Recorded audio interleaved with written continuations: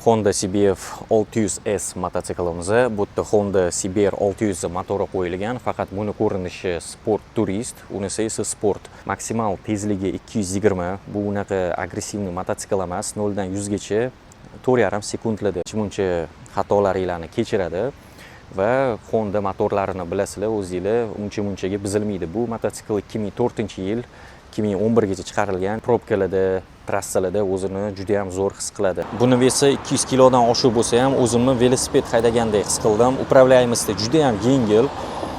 Xo'p, tormozlarga keladigan bo'lsak, unaqa sport mototsikllarga o'xshab yaxshi emas, lekin 77 ta ot kuchi uchun va bunaqa go'da uchun juda ham yaxshi tormoz bo'lib hisoblanadi.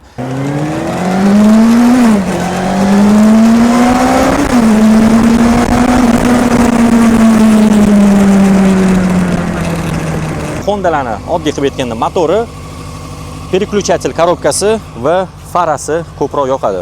Mototsikl zo'r, gap yo'q. Abdushi sizlarga maslahat beraman. Unaqa yangi Xitoy olamanmi yoki eski Yaponni olamanmi desanglar, yaxshi состояниеda lучше eski Yaponni olganinglar yaxshi deb o'ylayman.